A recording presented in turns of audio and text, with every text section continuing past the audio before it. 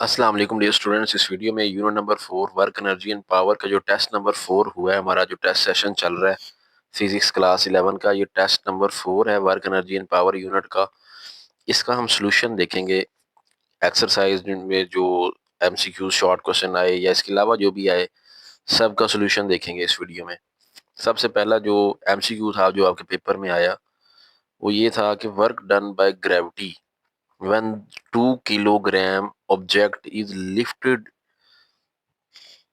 3 metre vertically upward is, कह रहा कि ना कितना वर्क होगा बाय ग्रेविटी अगर हम 2 किलोग्राम बॉडी को लिफ्ट करें वर्टिकली अपवर्ड। तो जब आप किसी बॉडी को वर्टिकली अपवर्ड लिफ्ट करते हैं ना, तो आप वर्क जो करते हैं ना वो होता है in the form of potential energy. वो पोटेंशियल एनर्जी होती है mgh। अब m कितना है, बॉडी का मास उन्होंने खुद दे दिया 2 kg है, g 9.8 है, h कितना है, कितना हाइट पे आपने लिफ्ट किया है 3 मीटर। तो आप इन तीनों को ना मल्टीप्लाई कराएं। अब चूंकि हम अपवर्ड लेके जा रहे हैं, जब भी हम away from the earth move करते हैं ना, तो जी की वैल्यू माइनस में लेनी होती है, तो यहाँ -9.8 होगा। ठीक है, अब हम ना इन तीनों को कराते हैं मल्टीप्लाई और इसका हम आंसर देखते हैं क्या आता है।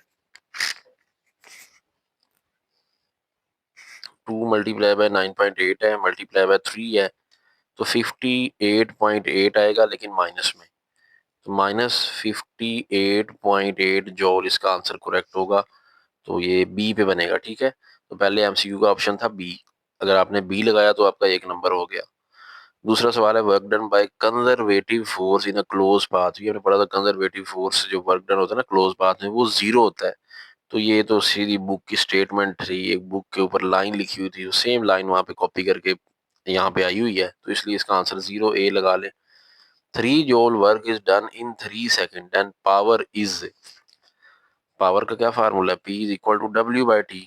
उन्होंने कहा 3 जॉल वर्क होता है, तो वर्क की जगह 3 पुट करें, टाइम 3 सेकंड के लिए, तो कितनी पावर होगी, 3 × 1 = 3, तो 1 वाट इसका आंसर आ गया। ठीक है, तो अगर आपने 1 वाट ही लगाया हुआ है तो आपके 3 नंबर हो गए। इसका 1 वाट वैसे कहाँ पे है, डी पे आ रहा है ऑप्शन, डी पे है 1 वाट। तो पहले का बी, दूसरे का ए, तीसरे का डी ऑप्शन 1 वाट। ठीक है, चलें जी चौथा पढ़ते हैं। The escape velocity of the object from the earth is, earth से एस्केप वेलोसिटी कितनी है, ये वो एस्केप वेलोसिटी का जो टॉपिक है ना बुक पे, साइड पे टेबल बना हुआ है, वहां पे ना एक बॉक्स सा बना हुआ है, वहां पे डिफरेंट, मून पे एस्केप वेलोसिटी कितनी है, अर्थ पे कितनी है, जुपिटर पे कितनी, सारी दी हुई है। तो ये वहां से एमसीक्यू आया हुआ था। ये 11.2 किलोमीटर पर सेकंड। ठीक है, मीटर पर सेकंड ये कंफ्यूज करने के लिए था, 11.2 किलोमीटर पर सेकंड था करेक्ट आंसर। तो चौथे का बी ऑप्शन करेक्ट है। पांचवा, which of the following is a non conservative force. जो फ्रिक्शनल फोर्स है ना, वो कंजर्वेटिव नहीं है, हमने पढ़ा था ये भी एमसीक्यू जो है बुक की स्टेटमेंट थी, लाइन थी। तो फ्रिक्शनल फोर्स नॉन कंजर्वेटिव है, बाकी ग्रेविटेशनल और इलेक्ट्रिक फोर्स तो कंजर्वेटिव है ना दोनों। तो सी वाला ऑप्शन पांचवे का करेक्ट। छठा, work energy theorem is valid for. Work energy theorem किसके लिए वैलिड है, ये हमने पढ़ा था वर्क एनर्जी थ्योरम वाले टॉपिक में। ये हर किस्म की फोर्सेस के लिए वैलिड होता है। ठीक है, तो ऑल टाइप ऑफ फोर्सेस इसका ऑप्शन था, डी ऑप्शन करेक्ट है, ऑल टाइप ऑफ फोर्सेस, ये सब फोर्सेस के लिए वैलिड है। सातवां, अ बॉडी एट रेस्ट में हैव, रेस्ट पे जब कोई बॉडी होती है ना, उसके अंदर क्या चीज हो सकती है, ये एक्सरसाइज की एमसीक्यू स्टेटमेंट थी। स्पीड है, वेलोसिटी, मोमेंटम, एनर्जी। हमने पढ़ा था जब बॉडी को रेस्ट में होती है ना, उसमें एनर्जी पाई जाती है, तो इसलिए डी ऑप्शन इसका करेक्ट था। Power of a lamp is 6 watt, how much energy does the lamp give out in 2 minute. तो 2 मिनट में वो कितनी एनर्जी देगा लैंप, जिसकी पावर जो है वो 6 वाट है। तो इसका क्या फार्मूला होता है, यही पावर, अब पावर इक्वल टू W/T। तो पावर है 6 वाट। ठीक है, W work is a form of energy, यहाँ ई लिख लें, और टाइम कितना उन्होंने दिया है, उन्होंने बोला कि वो 2 मिनट में कितनी एनर्जी देगा। 2 मिनट कितने होते हैं, 120 सेकेंड। 2 मिनट में 120 सेकेंड होते हैं ना, तो अब 120 को 6 से करा लेंगे मल्टीप्लाई, तो हमारे पास एनर्जी आ जाएगी। तो 120 मल्टीप्लाई बाय 6 करा लेना, 120 मल्टीप्लाई बाय 6 किया तो 720 जूल आ रहा है। ठीक है, तो 720 जूल एनर्जी वो देगा हमें 720 डी पे है, ठीक है, तो 8वें का डी है। लास्ट वाला एमसीक्यू है, 1 kilogram mass has a potential energy 1 joule relative to the ground when it is at a height of. ये एक्सरसाइज एमसीक्यू का सबसे जो पहला नंबर वाला एमसीक्यू है ना, ये वो आया हुआ है। एक मास 1 किलोग्राम की पोटेंशियल एनर्जी 1 जूल है, वो कितनी हाइट पे होगा जब ऐसा होगा। तो इसका आंसर जो है वो ए वाला ऑप्शन करेक्ट है। अब ए कैसे करेक्ट है, वो ये देखिए फार्मूला होता है ना पोटेंशियल एनर्जी का, एम जी एच। हमने हाइट निकालनी है, एम जी उधर जाकर डिवाइड हो जाएगा पोटेंशियल एनर्जी के नीचे। अब पोटेंशियल एनर्जी उन्होंने खुद कह दिया 1 जूल है, मास 1 किलोग्राम है, जी 9.8 है। अब वन और वन तो ये तो सॉल्व करने की जरूरत नहीं, वन को बस आप 9.8 पे डिवाइड कराएंगे, 1 डिवाइडेड बाय, देखिए मैंने 9.8 किया, 0.102 आ गया, ठीक है। तो ये एमसीक्यू 9 के 9 हो गए कंप्लीट। अगर आपके सारे ठीक है तो समझ लें, फिर आपके 9 नंबर तो यहाँ पर कंफर्म हो गए। बाकी शॉर्ट और लॉन्ग देखते हैं आप। शॉर्ट पहला अगर आप देखें, prove that work done on a body is equal to change in its kinetic energy. अब ये जो क्वेश्चन है ना, ये बुक के ऊपर सॉल्व है। Work done on a body is equal to change in its kinetic energy, ये प्रूव करें, ये वर्क एनर्जी थ्योरम है। तो वर्क एनर्जी थ्योरम है, अगर आपने मैथमेटिकली बिल्कुल ठीक सारा प्रूव किया हुआ है बुक से, आप देख लें, अगर आपके स्टेप बिल्कुल ठीक है तो 2 नंबर आप लगा लें। इस तरह show that P is equal to F dot V. चलो मैं आपको इसका आंसर दिखा भी देता हूँ, वैसे बुक पे भी ये सॉल्व है। Work done on body is equal to change in kinetic energy is called work energy principle. ये आप सबसे पहले डिफाइन लिखते हैं, कॉल्ड वर्क एनर्जी प्रिंसिपल। बाकी उसको मैथमेटिकली यूं ही डिराइव करें, थर्ड इक्वेशन लें, डी को सेपरेट करें, सेकंड लॉ यूज करें, वैल्यूज पुट करके अगर आपने ऐसे निकाल लिया तो आपके नंबर पूरे 2 हैं। दूसरा P is equal to F dot V prove करें, तो वो ये प्रूव हुआ है, ठीक है। ये थोड़ी सी लाइन स्टार्ट में थ्योरी एक लाइन सी है, ये लिख लिया करें, ठीक है। मैंने ये जब समझाया था ना टॉपिक में प्रूव करवाया था, मैंने ये लाइन लिखी थी, ये थ्योरी की लाइन लिख लिया करें। कुछ एग्जामिनर इसका नंबर काट देते हैं, तो इसलिए आपने कोशिश करनी है कि कोई एग्जामिनर को गुंजाइश नहीं देनी कि वो नंबर काटे आपका फिजिक्स में। तो आपने ये पावर का फार्मूला लगा दिया, इंस्टेंटेनियस पावर का फार्मूला लगाएंगे, ठीक है। Delta W F dot delta T के इक्वल है, वो यहाँ पुट करना है। फिर एफ चूंकि फोर्स कांस्टेंट है उसको साइड पे ले जाएंगे। फिर limit delta T approaches to zero, delta T over delta T, ये वेलोसिटी का formula. Rate of change of velocity is called, rate of change displacement is called velocity. तो ये चीज v के इक्वल है, तो हम इसके यहाँ v लगा देंगे, f पीछे लिखा हुआ है तो f डॉट v प्रूव हो गया। Scalar product of force and velocity is called power. ऐसे भी ये शॉर्ट क्वेश्चन में आ सकता है। तो अगर आपने ऐसे किया तो आप 2 नंबर अपने लगा लें। अगर आपने थ्योरी नहीं लिखी, चले मैं आपको यहाँ पे एज दे रहा हूँ, 2 नंबर आप तब भी लगा लें, लेकिन नेक्स्ट टाइम अपने बोर्ड में ये लाइन लाजमी लिखनी है अगर पेपर में आया तो। तीसरा शॉर्ट क्वेश्चन है, ये भी चैप्टर के अंदर से था। What is the difference between conservative and non conservative forces, ये शॉर्ट क्वेश्चन आया हुआ है। तो डिफरेंस है, दरमियान में लाइन लगा के लिखा करें, हमेशा एक अच्छा एक इम्पैक्ट पड़ता है। The force which is independent of the path followed, वो कंजर्वेटिव है, जो पाथ फॉलो पे डिपेंड करे वो होती है नॉन कंजर्वेटिव। फिर इसकी एग्जांपल्स, और इसमें work done close path zero होता है, उसमें नॉट जीरो होता है। इसकी एग्जांपल दे देनी है, ठीक है। अगर आपने ऐसे करके लिया हुआ, एग्जांपल्स भी दी हुई है, तो 2 नंबर आपके कन्फर्म है। उसके बाद चौथा क्वेश्चन था, body fall towards the earth in air, will the total mechanical energy B conserve during fall, justify. ये तो बुक का जो एक्सरसाइज का शॉर्ट क्वेश्चन है ना, उसकी स्टेटमेंट लिखी हुई है। तो अगर आपने मेरे नोट्स वाला याद किया हुआ तो फिर भी ठीक है, अगर आपने किसी और गाइड से लिखा है तो उसमें ये चीज चेक कर लें, no mechanical energy is not conserve. अगर आपने ये बात लिखी है तो 1 नंबर आपको मिल जाएगा। During the air free fall due to air resistance, air resistance की वजह से एनर्जी कंजर्व नहीं रह पाती। अब रीजन लिखने का 1 नंबर दूसरा है, फिर 1 नंबर वहां मिलेगा, एक यहाँ मिलेगा। रीजन क्या है इसकी, when air present air resistance dissipate the energy as a heat because it is non conservative, क्योंकि air resistance non conservative force है, वो एनर्जी को ना as in the form of heat जाया कर देता है। Therefore gain in kinetic energy will always be less than the loss of potential energy, तो एनर्जी कंजर्व नहीं रह पाती। तो इक्वेशन अगर आपने नीचे लिखी है ऐसे करके, तो आप पूरे 2 नंबर लगा लें। Loss of potential energy, gain in kinetic energy plus work done against friction. उसके बाद नेक्स्ट क्वेश्चन है, body dropped from a height h on the ground with the speed of 1.2 gh, square root calculate the work done by air friction. अब ये भी exercise का question है, same statement है। तो ये क्वेश्चन नंबर 7 है, ठीक है। अब इनिशियल स्पीड उसकी स्टार्ट में वो रेस्ट पे, तो इसलिए वी आई 0 ले लेंगे। फाइनल स्पीड जिससे वो फॉल कर रहा है V F 1.2 G H, square root है work done by gravity, M G H है work done by air friction, वो हमने फाइंड करना है। तो टोटल वर्क इसके इक्वल होता है work done gravity plus work done by air friction, दोनों का सम के इक्वल होता है, ठीक है। ये वर्क एनर्जी थ्योरम में भी हमने पढ़ा था।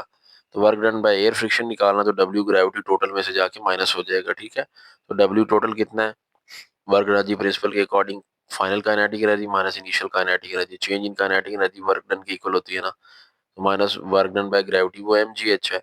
तो यहाँ पे पुट करें 1/2 mvf square minus 1/2 kinetic energy initial है तो 1/2 mvi। अब चूंकि vi 0 है तो इसलिए m 1/2 mvi वाला फैक्टर खत्म हो जाएगा, तो 1/2 mvf स्क्वायर माइनस mgh, तो 1/2 m कॉमन ले लें, तो अंदर vf है 1.2, उसकी वैल्यू लगा देंगे gh स्क्वायर रूट और उसके ऊपर स्क्वायर माइनस mgh, ठीक है। अब इसको सॉल्व करवा के माइनस 0.28 mgh इसका आंसर आ जाएगा, जी माइनस 0.28 mgh जोड़, माइनस में इसका आंसर आएगा क्योंकि work done by air friction negative में होता है। तो अगर आपने यूं करके सारी ड्राइव किया है, बिल्कुल ठीक किया हुआ है, 2 नंबर आपके हो गए।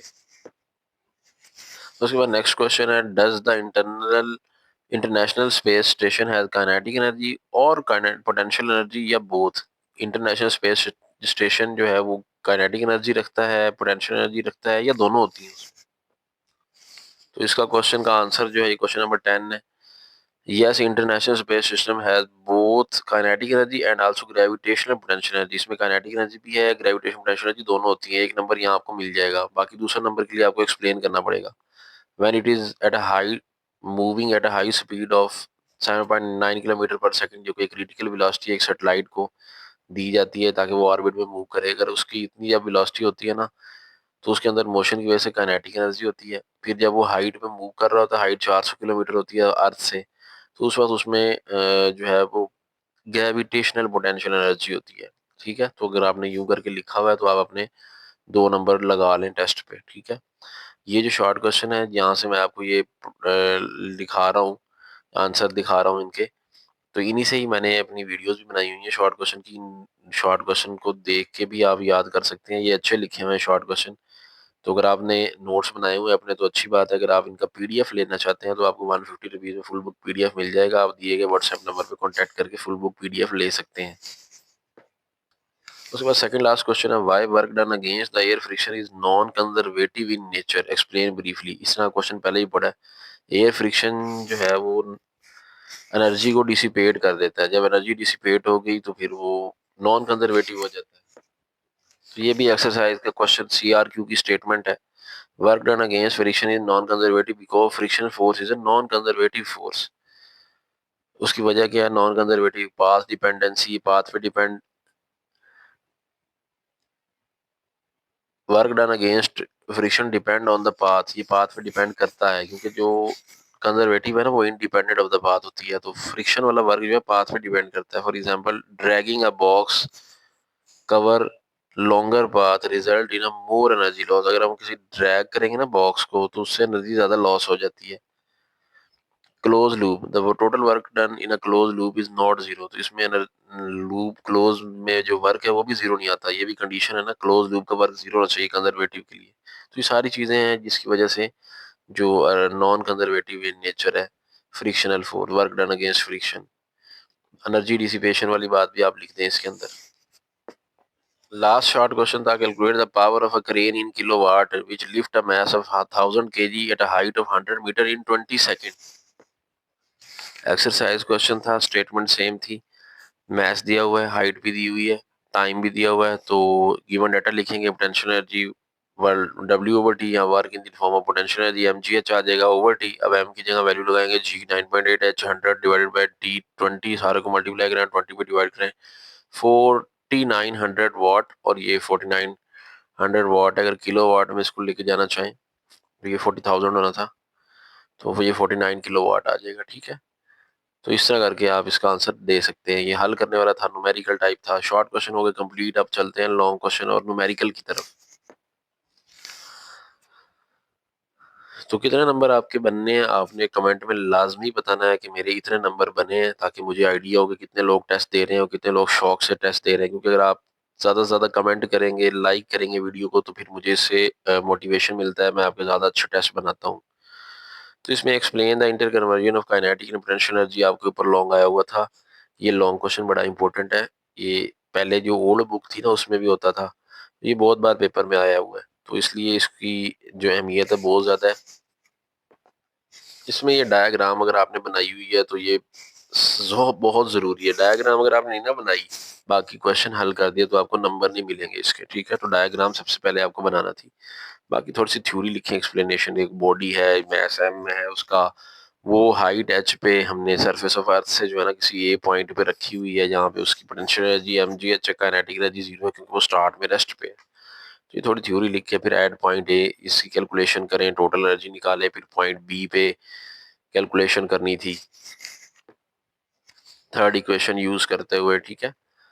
और ये वैल्यू आपने अगर निकाली है इस तरह करके, mgh total energy B point पे भी, फिर सी पॉइंट पे भी इस तरह निकाली है अगर आपने यूं करके,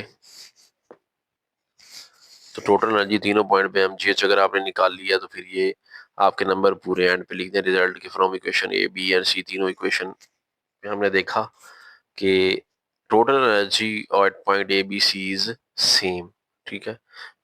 तो जितनी पोटेंशियल एनर्जी लॉस होती है ना नीचे गिरते हुए बॉडी के, उतनी काइनेटिक एनर्जी गेन हो जाती है, ठीक है? लेकिन अगर वो कहे ना पेपर में इफेक्ट ऑफ एयर फ्रिक्शन भी इसमें डिस्कस करें, फिर आपको एयर फ्रिक्शन का इफेक्ट भी डिस्कस करना होगा, ठीक है? यहाँ पे चूंकि एयर फ्रिक्शन का इफेक्ट नहीं था, अगर आपने नहीं भी किया तो आपके नंबर पूरे ही हैं। मैं आपको दिखा रहा हूँ, आप एहतियातन एयर फ्रिक्शन का इफेक्ट भी याद कर लें, पेपर में ये भी आ सकता है क्योंकि also discuss the air friction when a body fall from a height h from point A to सी।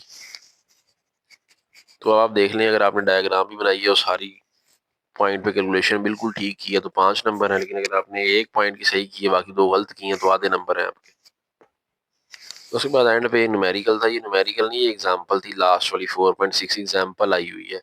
एक ऑब्जेक्ट है, 3 किलोग्राम मैस है, 15 मीटर हाइट से फॉल करता है, स्ट्राइक करता है ग्राउंड को 16 मीटर पर सेकंड वेलोसिटी के साथ। हमने उसकी फ्रिक्शनल फोर्स एयर में कितनी है वो कैलकुलेट करना थी। तो ये इसका सोल्यूशन है, मैस आपको दिया हुआ है, हाइट आपने लिख लेनी थी, वी आई इनिशियल वेलोसिटी उसकी 0 ले लेनी, फाइनल वेलोसिटी लेट उसकी वी है जो कि 16 मीटर पर सेकंड है। एवरेज फ्रिक्शनल फोर्स जिसको हम स्मॉल एफ से रिप्रेजेंट करते हैं वो फाइंड करनी थी। तो जब भी बॉडी ऊपर से नीचे फॉल करती है तो पोटेंशियल एनर्जी लॉस करती है, काइनेटिक एनर्जी गेन करती है और वर्क डन अगेंस्ट फ्रिक्शन करती है।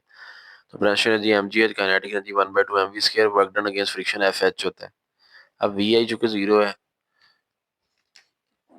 तो हम यहाँ वैल्यूज लगा लेंगे, m3 है, g 9.8 है, h की जगह पे 15 लगा लेंगे, बाकी 1/2 m3 है, v² 16 का स्क्वायर हो जाएगा plus f multiply by h की जगह 15 लगा लेंगे। इसको सिंप्लीफाई करके आपने आंसर निकाल लेना। अगर आपने 3.8 न्यूटन बिल्कुल एग्जैक्ट आंसर निकाला है तो आप पूरे 5 नंबर लगा लें। लेकिन अगर आपने सिर्फ गिवन डाटा लिखा है, फार्मूला नहीं लगाया, अगले सिर्फ एक नंबर गिवन डाटा लिखने का है, एक नंबर फार्मूला लगाने का, 2 नंबर वो फार्मूले में वैल्यूज पुट कराने के और 1 नंबर आंसर निकालने का, इस तरह करके 5 नंबर की डिवीजन है। आप देख लें आपके कितने नंबर बनते हैं और आपके ओवरऑल कितने नंबर बनते हैं वो भी कमेंट में बता दें। उम्मीद करते हैं वीडियो को पसंद आई होगी, इसको ज़्यादा से ज़्यादा शेयर करें ताकि ज़्यादा से ज़्यादा आपके दोस्त इस टेस्ट सेशन में शामिल हों और ये टेस्ट सेशन कामयाब हो, इससे आपको फ़ायदा हो और आपके दोस्तों को भी फ़ायदा हो। चैनल पे अगर नए हैं तो चैनल को सब्सक्राइब करें, वीडियो को भी लाइक कर दें। मिलते हैं नेक्स्ट वीडियो में जल्द, अपना ख्याल रखिएगा, अल्लाह हाफिज़।